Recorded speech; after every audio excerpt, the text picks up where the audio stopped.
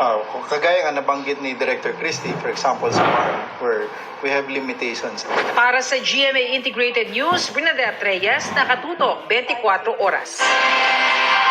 Gumuho ang lupa sa Binaliw Landfill sa Cebu City kaninang hapon. Bumigay ang struktura sa landfill at nabagsakan ng mga sasakyan at kagamitan doon. Apektado rin ang admin office ng landfill facility. Ayon kay Cebu City Mayor Nestor Arquibal, base sa mga unang ulat ay may mga taong na-trap sa guho. Nagpadala na ang City Hall ng Disaster Response Team para sa rescue operations at para suriin ang kaligtasan sa lugar. Nakamonitor rin sila sa sitwasyon para sa mga susunod nilang aksyon. Ayon kay Cebu City Councilor Joel Garganera, inaalam pa nila ang pinsala ng pagguho ng landfill.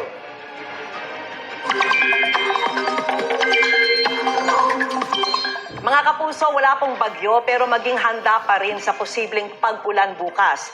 Base po sa datos ng Metra Weather, umaga bukas may tsansa ng ulan sa Batanes at Babuyan Islands, Apayao, Cagayan, Isabela, Quezon, Catanduanes at ilang bahagi ng Samar. Magpapatuloy po yan sa hapon at may mga pag-ulan na rin sa Central Luzon.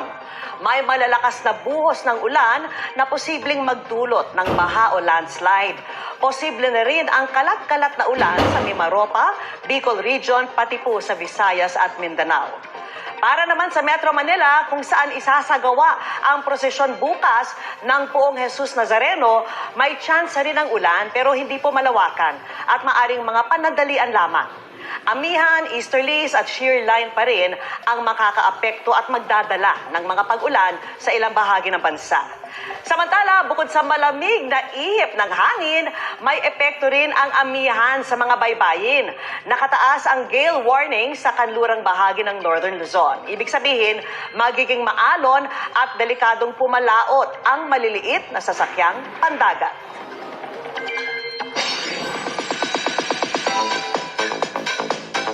Mas palaban, mas matatag at mas confident. Ito na raw si Chris Bernal na nagbabalik showbiz pagkatapos ng kanyang 3-year hiatus. Ang mga abangan sa kanya lalo sa pagbibidahang bagong kapuso series na House of Lies, ibinahagi niya sa pag-upo sa GMA Integrated News interviews. Narito ang chika ni Nelson Canlas. What made you decide to return? Matapos ang 3 taong hiatus mula sa showbiz, nagbabalik si Chris Bernal.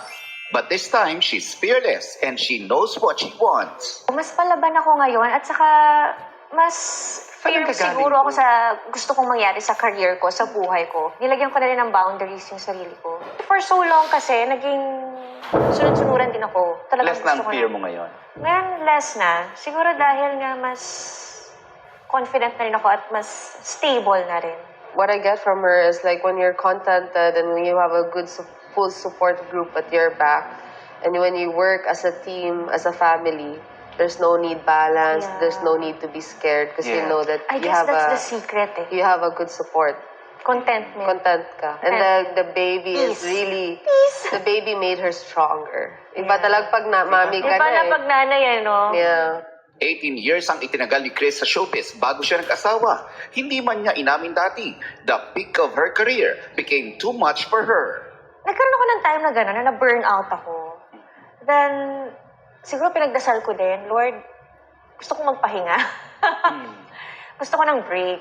And then, feel ko yung binigay sa akin ni Lord, etong anak ko. Parang siya yung naging break ko. Siya yung, may pwede pa pala akong ibang gawin. May iba pa palang mundo outside of showbiz. Tapos, yun, ngayon naman, na-miss ko. Na-miss ko yung grind. Tapos sabi ko, ito pa rin, ang saya pa rin nga gawin. Sabi mo, nag-asawa ka tapos nagkaanak ka. Iba na yung demands noon eh. Unlike before, solong katawan ka lang. How's that? Like parang how's that for your husband? Siyempre yung kid mo, demanding yan, 2 years old pa lang. Struggling pa rin ako.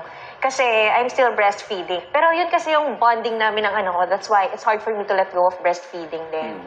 In terms naman of my husband, very supportive kasi yung husband ko eh. Like whatever you want, whatever your choices are, game lang ako.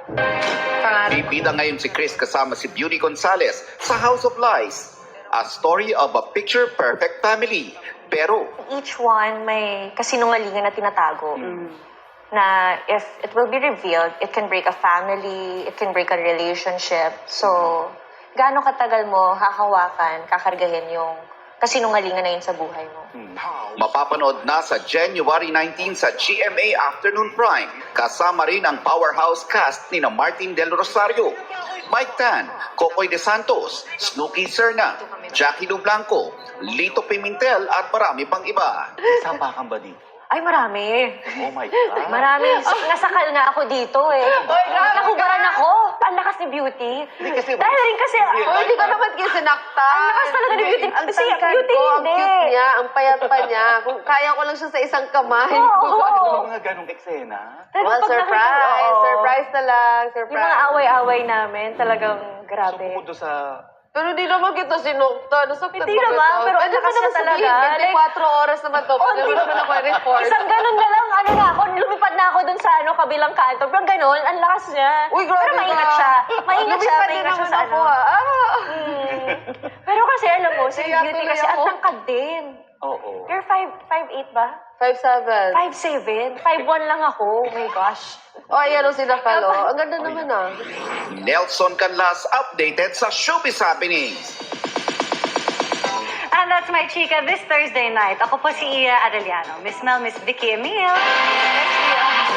Salamat, Iya. At yan ang mga balita ngayong Huwebes. Ako po si Mel Tiangco. Ako naman po si Vicky Morales para sa mas malaking misyon.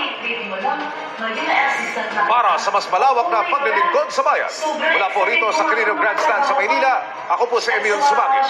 Mula sa GMA Integrated News, ang News Authority ng Pilipino. Nakatuto kami 24 oras.